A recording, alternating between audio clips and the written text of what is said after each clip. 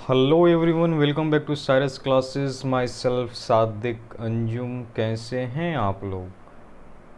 Class 12 का biology subject में पढ़ा रहा था। चैप्टर का नाम था human health and disease. Topic जो चल रही थी इम्यूनिटी। इम्यूनिटी में हमने डिफरेंट टाइप्स ऑफ इम्यूनिटी देखे। इन्नेट इम्यूनिटी के बारे में पढ़ा, एक्वायर्ड इम्यूनिटी के बारे में पढ़ा। उसके बाद हमने क्या देखा? Different types of immune response, जिसमें हमने एक्वायर्ड इम्यून रिस्पॉन्स देखा और ह्यूमरल इम्यून रिस्पॉन्स देखा। आज की टॉपिक है एक्टिव एंड पैसिव इम्यूनिटी के बारे में। टॉपिक का नाम है एक्टिव एंड पैसिव इम्यूनिटी। देखते हैं क्या है ये। आते हैं स्लाइड पे।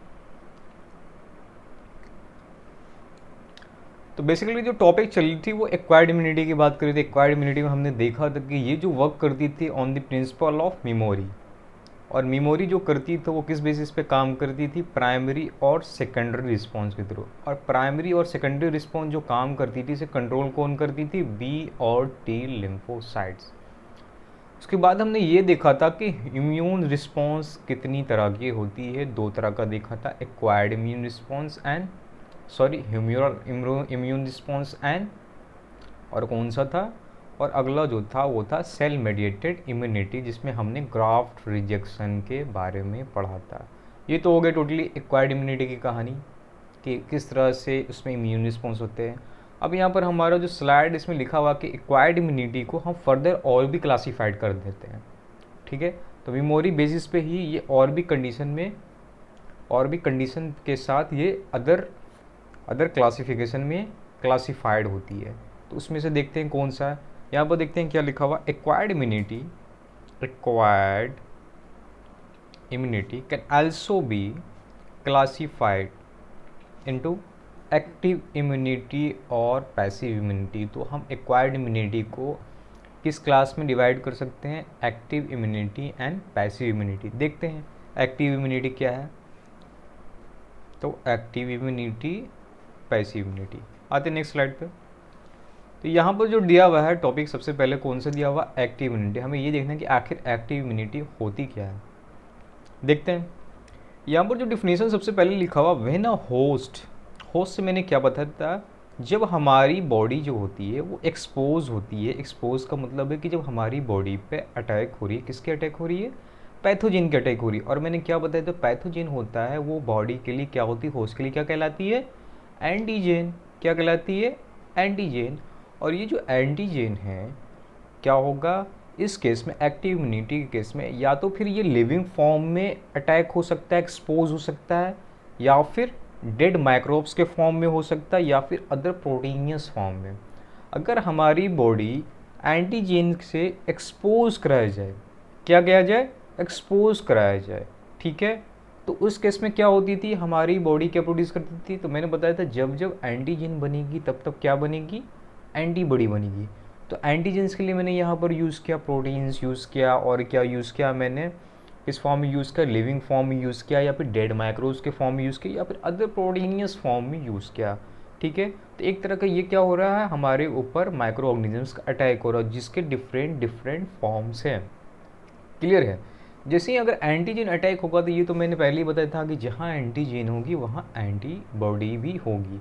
तो हमारी होस्ट बॉडी क्या करेगी? एंटीबॉडी प्रोड्यूस करेगी, ऑब्वियसली प्रोड्यूस करेगी। तो वैसा एक्सपोजर, वैसा कंडीशन जिसमें जैसे ही हमारी बॉडी एक्सपोज होती है, किससे एक्सपोज होती है? एंटीजन से। एंटीजन से यहाँ पर क्या मतलब है? Micro organisms. कौन से micro organisms? Pathogen micro organism. यहाँ पर जो पैथोजन माइक्रो ऑर्गेनिज्म कौन कौन से आ जाएंगे? या तो ये फिर लिविंग फॉर्म में आ जाएंगे, या फिर डेड माइक्रोब्स के फॉर्म में आ जाएंगे। किस फॉर्म में आ जाएंगे? डेड माइक्रोब्स के फॉर्म में आ जाएंगे, या फिर प्रोटीन्स के फॉर्म में आएंगे। उस कंडीशन में हमारी होस्ट बॉडी क्या प्रोड्यूस करती है? क्या प्रोड्यूस करती है? ये प्रोड्यूस करती है एंटीबॉडी।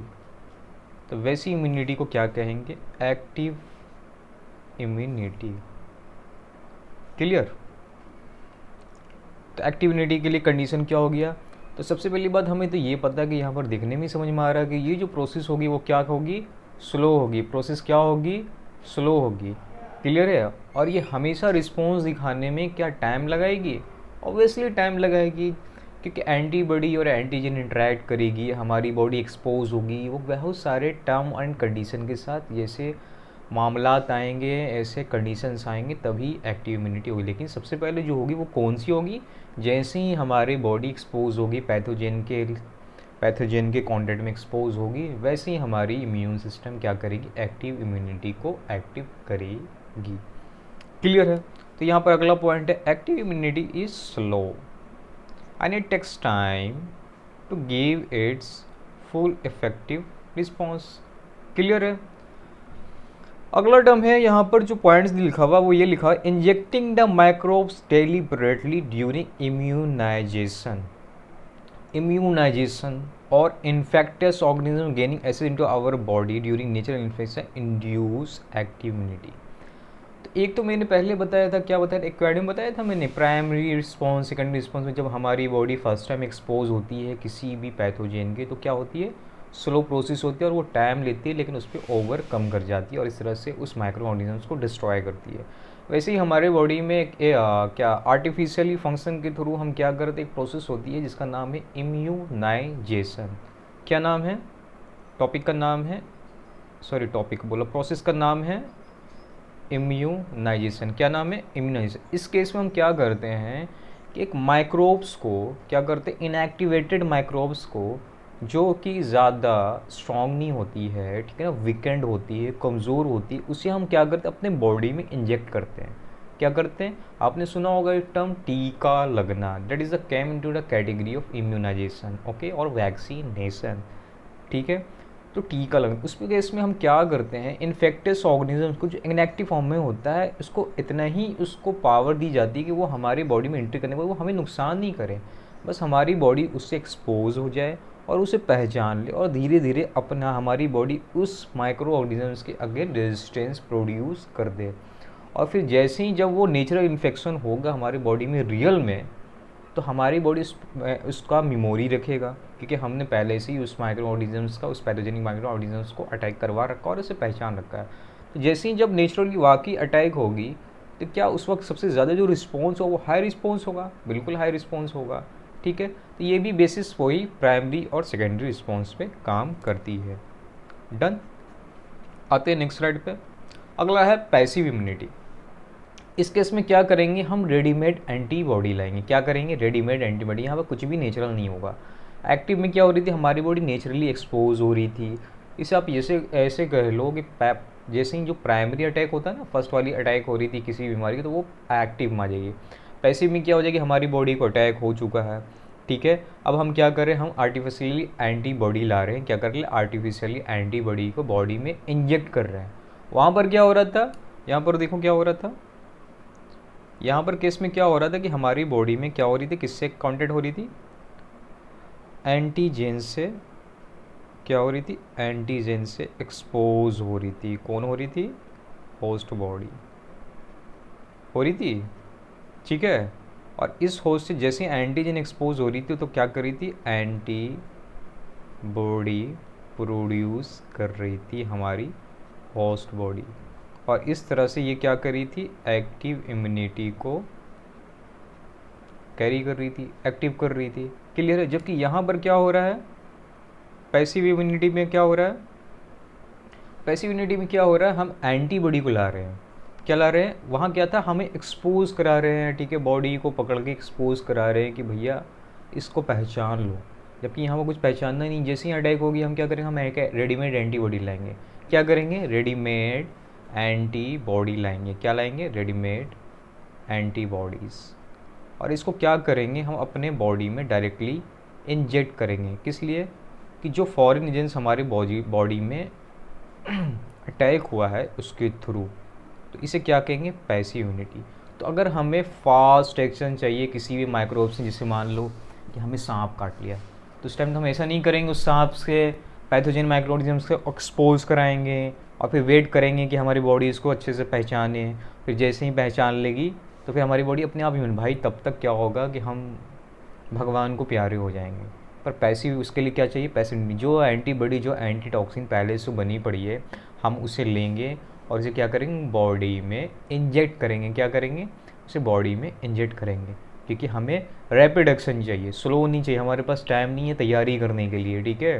तो वो रैपिड एक्शन करने के लिए क्या करेंगे? रेडीमेड एंटीबॉडी लेंगे और उसे हम अपनी बॉडी में क्या करेंगे, उसे इंजेक्ट करेंगे।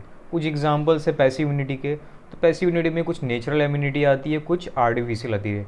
तो नेचुरली कुछ ऐसी पैसिव इम्यूनिटी जो हमारे अंदर नेचुरली प्रेजेंट है, जैसे उसमें से सबसे अच्छा एग्जाम्पल है, पहला एग्जाम्पल कौन सा, मदर्स की milk. Mothers milk okay is considered very essential for the newborn. जितने भी बच्चे होते हैं उनके लिए वहाँ का दूध हो पीना बहुत ज़्यादा ज़रूरी होता है, क्योंकि ये बहुत ही ज़्यादा फ़ायदेमंद क्यों होते हैं। एक्चुअली जो मदर्स के मिल्क में एक येलोइश फ्लूइड होता है, जो न्यू बॉर्न बेबी होती है ना, जैसे ही जब न्यू बॉर्न बेबी होती है तो उस कंडीशन में ही ये येलोइश फ्लूइड मदर्स के मिल्क में निकलती है, जिससे हम क्या कहते हैं, क्लोस्ट्रम। क्या कहते हैं, क्लोस्ट्रम। ये मदर के ब्रेस्ट के थ्रू सिक्रीट होती है। और कब होगा ये, जब इनिशियल डेज ऑफ लैक्टेशन, जैसे ही बेबी होगी आफ्टर पार्टूरेशन, ठीक है, तो जो शुरू के कुछ महीने होते हैं जो लैक्टेशन पीरियड कराते हैं, उसी में ही ये क्लोस्ट्रम रिलीज होगी। ये पूरे लाइफ नहीं होती है, क्लियर है, तो याद रहेगा। और ये क्लोस्ट्रम इतनी ज़्यादा इफेक्टिव होती है बच्ची को लिए, क्योंकि इसमें एक एंटीबॉडी पाई जाती है जो बच्चों को अलग अलग तरह के इन्फेक्शन से होने से बचाती है, ठीक है। और इसमें कौन सी एंटीबॉडी पाई जाती है, IgA। कौन सी एंटीबॉडी होती है, IgA, क्लियर है। तो सवाल आएगा क्लोस्ट्रम में कौन सी एंटीबॉडी होती है, याद रखना मदर्स मिल्क में कौन सी एंटीबॉडी होती है, याद रखना इम्यूनोग्लोबुलिन A, याद रहेगा, ठीक है। स्पेशली किसमें, क्लोस्ट्रम। और ये येलोइस, ठीक है, फ्लूइड होती है,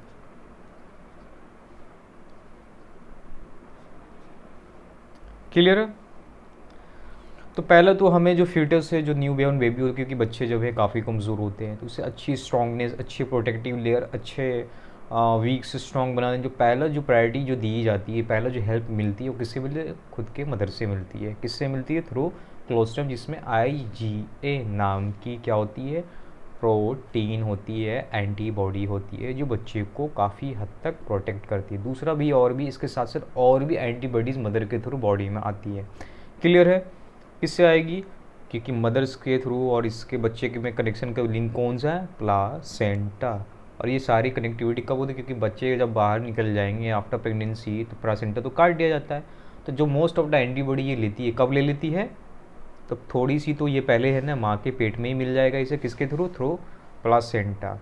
और आफ्टर बच्चे जैसे ही जब पार्टूरेशन के थ्रू है ना बाहर आएंगे मदर्स को वॉर्म में, तो फिर क्या मिलेगी, मदर्स मिल्क के थ्रू, जिसमें क्लोस्ट्रम होती है, उसमें IgA नाम की, कौन सी, IgA नाम की एंटीबॉडी होती है। और उसके थ्रू वो क्या होगी, बच्चे काफ़ी स्ट्रॉन्ग हो जाएंगे, उसे प्रोटेक्टिव लेयर का, प्रोटेक्टिव नेचर का ये एंटीबॉडी काम करती है, क्लियर है, डन। कन्फ्यूज़न होगा बच्चों अगर एक्टिव इम्यूनिटी पैसिव इम्यूनिटी में, तो फिर से एक बार रिवाइज कर दे रहा हूँ। एक्टिव इम्यूनिटी में क्या करेंगे हम, एक्टिव इम्यूनिटी में ये हो रहा था कि हम बॉडी को, कोई भी होस्ट बॉडी को एंटीजन से, किसी पार्टिकुलर एंटीजन से एक्सपोज करा रहे थे। यहाँ पर देखो एंटीजन है, एंटीजेंस में क्या क्या आ जा रहे थे आपके, या तो लिविंग माइक्रोस्कोप, माइक्रोस्कोप नहीं, लिविंग माइक्रोब्स, ठीक है, या तो फिर डेड माइक्रोब्स, ठीक है, या फिर प्रोटीन्स, कुछ भी हो सकता है, कोई भी प्रोटीन्स हो सकता है, ओके। अगर ये दिनों में से कोई भी चीज़ होगा, जैसे ये होस्ट बॉडी को एक्सपोज करेगी, ये किस फॉर्म में, लेकिन ये सारे इन्फेक्टिव्स होंगे, हमारी बॉडी के लिए नुकसानदेह होंगे, तो हम अपनी बॉडी को एक्सपोज करा रहे हैं, तो क्या इससे हायर फॉर्म में करें, नहीं, बिल्कुल एक वीकेंड फॉर्म में कराएंगे, ठीक है ना, कमज़ोर फॉर्म में, ज़्यादा भी नहीं कराएंगे, ठीक है, एक्सपोज कराएंगे। और हम अपनी बॉडी में क्या करें, एंटीबॉडी प्रोड्यूस कराएंगे, तो इस टाइप की इम्यूनिटी होगी जो प्रोड्यूस होगी एंटीजन के एक्सपोज होने पे, जैसे एंटीबॉडी बनती है, तो हम उसे कहते हैं क्या, एक्टिव इम्यूनिटी। और ये वाली जो प्रोसेस होती है काफ़ी स्लो होती है, क्या होती है, काफ़ी स्लो होती है। कई बार क्या करते हैं, ये तो नेचुरल एक्टिव में, और एक्टिव इम्यूनिटी में ये कौन सा मोड आ गया, ये वाली जो आ गई ना, ये नेचुरल में आ गई, किसमें आ गई, नेचुरल, ठीक है, क्योंकि इसमें हम नेचुरली क्या कर रहे हैं, बॉडी को क्या कर रहे हैं, एंटीजन से एक्सपोज करा रहे हैं, और वेट कर रहे हैं कि हमारी बॉडी एंटीबॉडी बनाए, और जैसे ही एंटीबॉडी बनाए और हमारी बॉडी उससे फाइट करेगी, तो इस डिफेंस मैकेनिज्म को क्या कहेंगे, एक्टिव इम्यूनिटी। क्लियर है। ये प्रोसेस स्लो होता है और टाइम लगता है इसे फुल इफेक्टिव रिस्पॉन्स दिखाने में। दूसरा हम क्या करते हैं, हम आर्टिफिशियली करते हैं, ये भी स्लो में ही आगा। आर्टिफिशियल में हम क्या करेंगे, यहाँ पर क्या करेंगे, हम कुछ माइक्रोब्स लेंगे या फिर कुछ डेड माइक्रोब्स लेंगे या कुछ लिविंग माइक्रोब्स लेंगे, उसे क्या करेंगे, उसे हम अपनी बॉडी में इंजेक्ट करेंगे। ठीक है, कब करेंगे, और इस प्रोसेस को क्या कहते हैं, इम्यूनाइजेशन। तो इम्यूनाइजेशन के थ्रू हम एक माइक्रोब्स को लेके या डेड माइक्रोब्स को ले लें या लिविंग को लेके हम क्या करेंगे, माइक्रोब्स को अपनी बॉडी में इंजेक्ट करेंगे वीकेंड फॉर्म में, कमज़ोर फॉर्म में। ठीक है, और फिर क्या करेंगे, हम अपनी बॉडी में वेट करेंगे कि हमारी बॉडी उसे जान ले, पहचान ले, समझ ले, और उसके अगेंस्ट धीरे धीरे धीरे धीरे एक्टिव इम्यूनिटी को एक्टिव करे और फिर क्या करे, वो एंटीबॉडी बनाए। और जैसे ही जब वाकई में नेचुरल इन्फेक्शन होगा तो उस टाइम हमारी एक्टिव इम्यूनिटी क्या करेगी, पूरे फुल रिस्पॉन्स के साथ वो क्या करेगी, अपना रिस्पॉन्स दिखाएगी। तो इस टाइप के इम्यूनिटी को हम क्या कहते हैं, एक्टिव इम्यूनिटी। क्लियर है, नेचुरल एंड आर्टिफिशियल। अगला है पैसिव इम्यूनिटी था, वहाँ पर क्या कर रहे थे, एक्सपोजिंग करा रहे थे बच्चों में, बार बार कह रहा हूँ। एक्टिव इम्यूनिटी में हम एक्सपोज कराएंगे एंटीजेंस, एंटीजन को हम अपनी बॉडी में डालेंगे और वेट करेंगे। ठीक है, नेचुरली में अगर इंजेक्ट नहीं करेंगे, क्या करेंगे, जहाँ पर इन्वायरमेंट है वहाँ पे। इसका सबसे अच्छा एग्जांपल है स्मॉल पॉक्स होना। ठीक है, आसपास को जिस वो सुना है ना, जब एक बार स्मॉल पॉक्स होती है दोबारा नहीं होती, क्योंकि हमारी जो इम्यूनिटी है, एक्टिव इम्यूनिटी, उसे पहचान लेती है और फिर उसे फिर से इन्फेक्टेड नहीं होने देती है। तो ये कौन सा एग्जाम्पल है एक्टिव इम्यूनिटी का। पैसिव इम्यूनिटी में हम क्या करेंगे, हम इन्फेक्शन हो चुका, उस केस में इन्फेक्शन नहीं था, हम जान के करवा रहे थे ताकि हम उस इन्फेक्शन से थोड़ा ही इन्फेक्ट कराते थे, ताकि हम उसके बॉडी को पहचान ले और फिर फर्दर अगर नेचुरल हो भी तो उससे वो ओवरकम कर सके। यहाँ पे क्या करेंगे, हम इन्फेक्टेड हो चुके हैं, बॉडी क्या हो चुकी है, इन्फेक्ट। अब हमें क्या चाहिए, हमें एंटीबॉडी चाहिए। ठीक है, क्योंकि हम बीमार हो चुके हैं। इस केस में क्या करेंगे, हम रेडीमेड एंटीबॉडी लाएंगे और बॉडी में इंजेक्ट करेंगे। वहाँ क्या हो रही थी, एंटीजन से एक्सपोज कर रहे थे या फिर इंजेक्ट कर रहे थे। यहाँ पर पैसिव इम्यूनिटी में हम क्या करेंगे, एंटीबॉडी को इंजेक्ट करेंगे। बार बार बोल रहे हैं, एक्टिव में एंटीजन इंजेक्ट करेंगे, पैसिव में एंटीबॉडी इंजेक्ट करेंगे, एंटीबॉडी इंजेक्ट करेंगे एंड एंटीबॉडी इंजेक्ट करेंगे। जैसे इंजेक्ट करें तो जो हमारे अंदर पहले से एंटीजन थी उसे क्या करेगी, उसे ये डिस्ट्रॉय करेगी, और इस तरह से ये पैसिव इम्यूनिटी दिखाएंगे। पैसिव इम्यूनिटी में भी दो तरह के होते हैं, एक एक्टिव पैसिव इम्यूनिटी, एक नेचुरल आती है पैसिव इम्यूनिटी में, और दूसरा आर्टिफिशियल। नेचुरल का जो सबसे बड़ा एग्जांपल है वो ये है, कौन सा है, ये है ना, नेचुरल में आएगा। ठीक है, मदर्स के मिल्क हो गए, जिसमें कौन सा, एक क्लोस्ट्रम नाम की येलोइश फ्लूइड निकलती है जब न्यू बॉर्न बेबी प्रोड्यूस होती है। ठीक है, उसको क्या कहते हैं, उस मिल्क को कोलोस्ट्रम, और उसमें कौन सी एंटीबॉडी होती है, IgA नाम का। ये क्या करती है, ये बच्चों को बचाती है, ठीक है ना, प्रोटेक्ट करती है। दूसरा कौन सी होती है, क्लियर है।